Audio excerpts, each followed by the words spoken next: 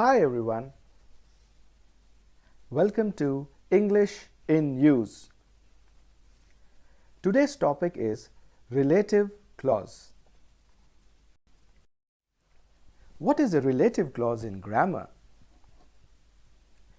Clauses are units of grammar that contain at least one predicate, which is a verb, and a subject. It is very simple what the subject is doing. This makes a clause different than a phrase. Many people confuse themselves with this phrase.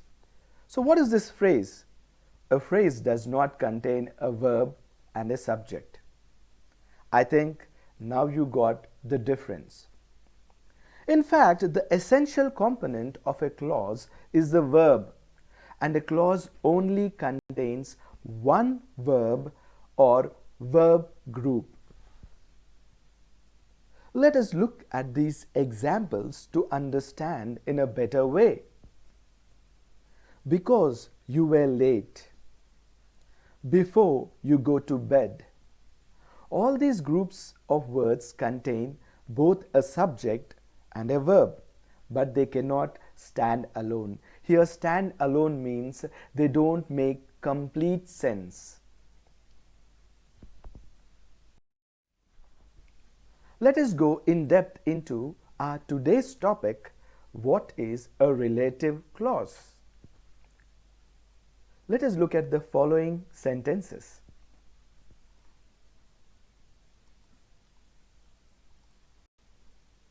Here you see, I might be tempted to envy people who can live like that.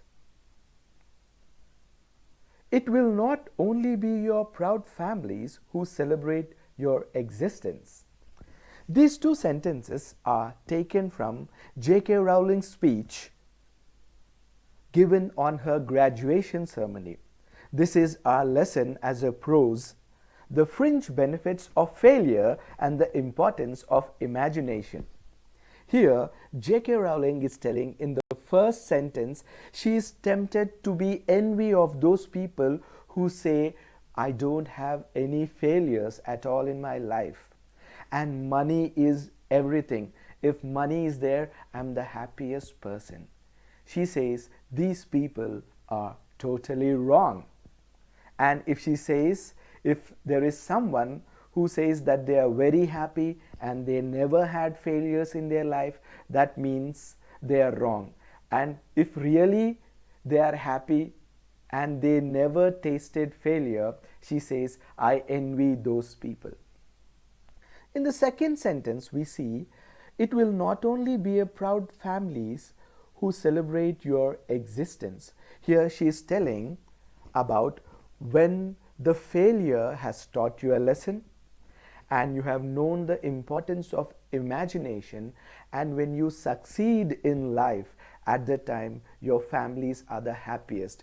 Maybe it is your friend's family, maybe it is your own family, maybe it is your family of your professional environment, or the people who work with you professionally, they are also a family. So all these families are celebrating your success. Now this is what she meant in these two sentences. Let us learn how relative clauses work. The underlined parts, who can live that way, or who celebrate your existence, is information about the nouns, that is people and families that receive them. Please know, as a relative clause, these dependent clauses specify which people, what kind of people the speaker here is referring to. As I already told you in the example, your friends, your family, and your professional colleagues will be so happy when you are successful. So now you understand what kind of people she is referring to, or the speaker is talking to. If you see a new set of example, where is the book that I gave you in the morning? She wore a dress that was too big for her. These underlined parts that I gave you in the morning, that was too big for her, are relative clauses, which give additional information. That means more information about the things or the person we are talking about. We can place a relative clause either in the middle or at the end of the sentences. So it can come in these both places. You can also see there are some words such as who, whom, whose, which, or that. These words are used to introduce a relative clause. These words used in this context are relative pronouns. So I'm gonna just move on to my new topic of explanation, which is relative pronouns. Relative pronouns. What is that? Who is a relative? He is not your family member, but he is a part of your family. He is a group of people who is called when there is a function. In the same way, when the relative clauses work, this relative pronouns function so that we have this relative clauses. Now, relative pronouns perform these two functions. One, like other pronouns, they refer to a noun.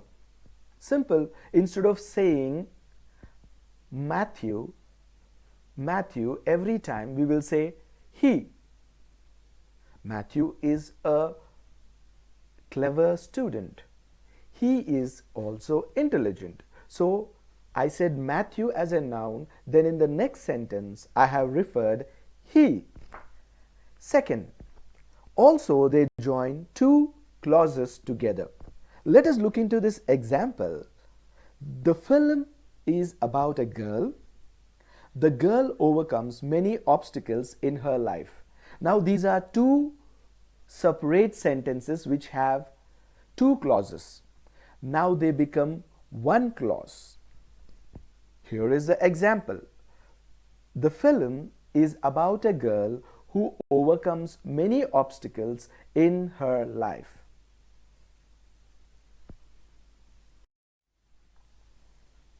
Now, use of relative pronouns. Now that we know that relative pronouns are very important so that the relative clauses function. Now, what are the uses of relative pronouns? Let us see. Who and whom. Who and whom always refers to people. Who is used as the subject of the verb, whereas whom is used as the object of the verb in a relative clause. As you know, everyone in a sentence there is a subject and an object. So put it very simple. Who, whom is for subject and object respectively. So who is for the subject, whom is for the object in a relative clause. Now, however, in modern English, it is common to use who in both subject and object positions. You might say, how is this possible? Let me give you an example of your letters. In olden days or a few years from now, letters were written in a different way. For example, date was on the one side and salutation was on the other side, then the body of the letter was there, then again closing salutation and the signature was also on different sides. But today, in the present scenario, we have letters which are fully blocked. That means everything comes on the left side from date till the closing signature. It's the same thing. So nowadays we use who in both subject and object position.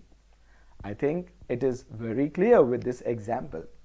But to be a little frank, whom is used only in formal or written English.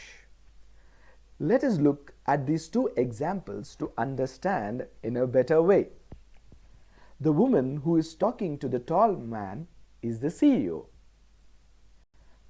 Here you can see the woman who is talking to the tall man is the CEO. In the second sentence, the woman whom the tall man is talking to is the CEO. So here he is clearly showing the difference between a formal and a written English where whom is used and the modern way where who is used.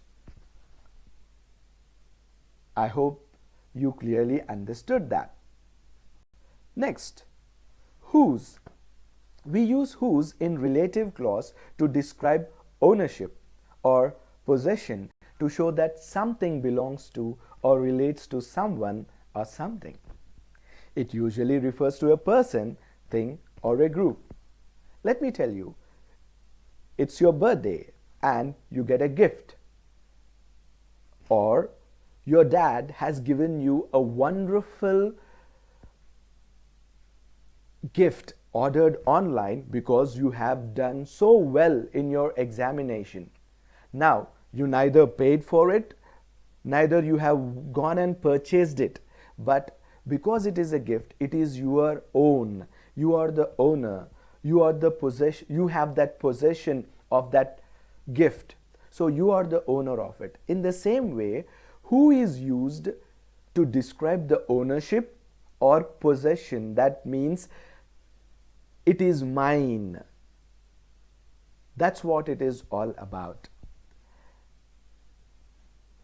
It is usually referred to a person, thing, or a group. Whose replaces his, her, its, or their.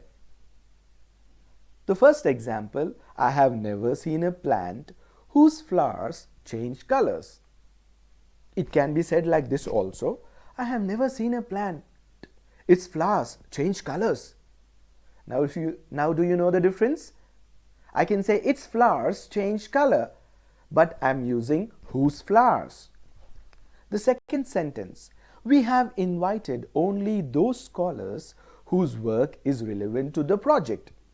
I can also say here, we have invited only those scholars, their work is relevant to the project. So instead of their work, I am saying whose work. I think this has really cleared all the doubts in your mind. Which. We use which for things, subject or object of the clause. Example, my grandfather has a camera which was manufactured in 1906, and camera is an object. Or here we can say, my grandfather has a camera which was manufactured in 1906. So we are technically referring which for things. Second example, have you seen the book which I brought for my friend? Here, have you seen the book? Here the book can be an object. Or here we are telling, have you seen the book which I brought for my friend? So instead, we are using which to tell about that subject. That. Now please look into this aspect. This is a very interesting one. You know, if you really listen, everything is interesting. And I know you are really interested to know more about that. We use that for persons and things, subject and object of the clause, and after a superlative. Now, what is a superlative? You all know the best, the most beautiful. So these are superlatives. The least. That can be used informally instead of who and which. That means it is very simple. You know, at your home, you have a name which is a nickname or a name which your parents call you with love.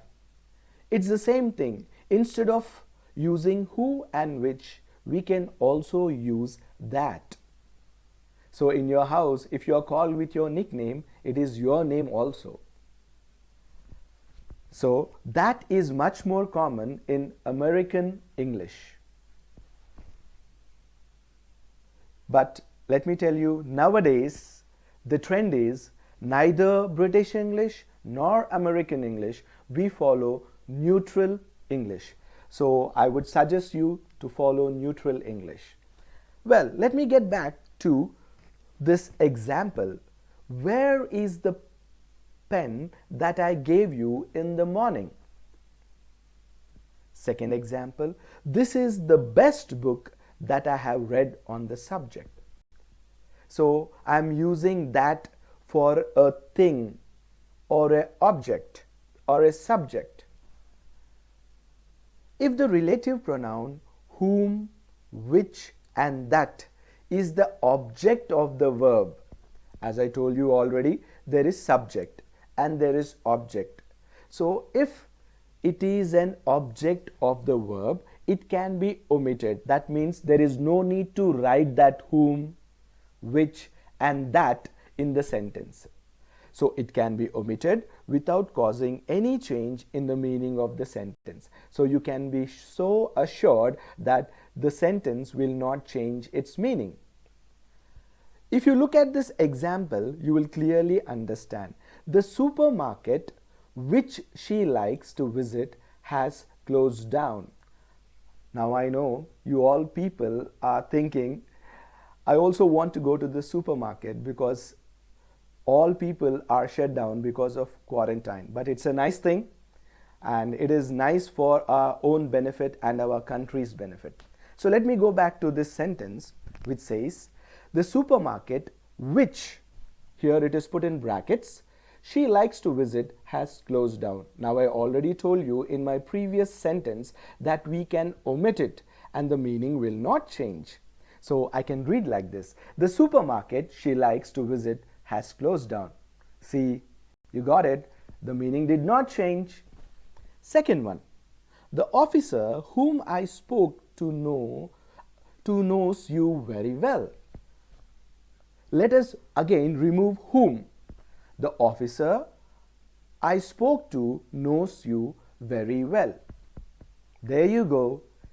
This sentence did not change because I omitted whom. I think you are really enjoying this.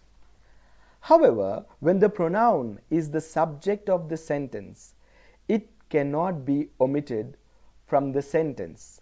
Look at the following sentence.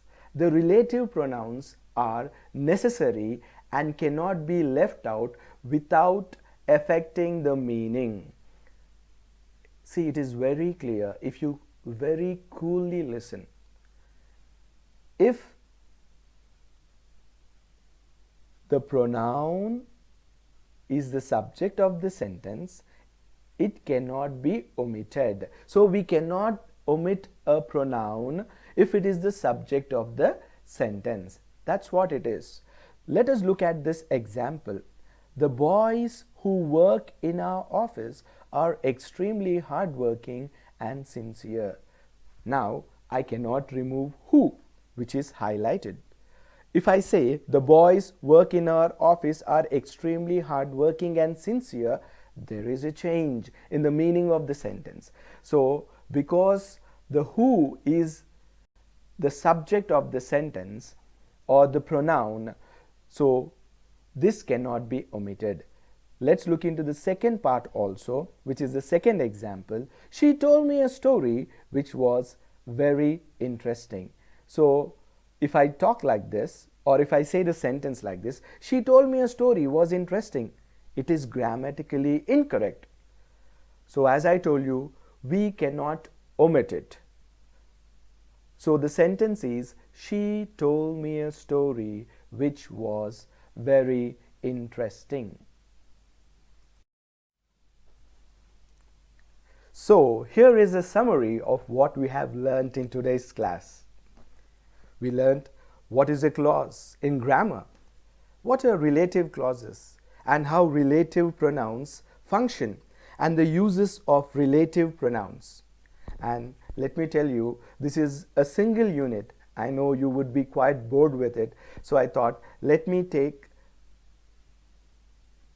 the remaining relative adverbs and types of relative clauses in my next session. So please stay tuned so that you would learn about relative adverbs and types of relative clauses, which is defining and non-defining, so that we can complete the topic on grammar, which is relative clauses. Thank you very much for your cooperation, and please make sure that you go through it again anywhere where you did not understand. I hope you would definitely look into that. Thank you.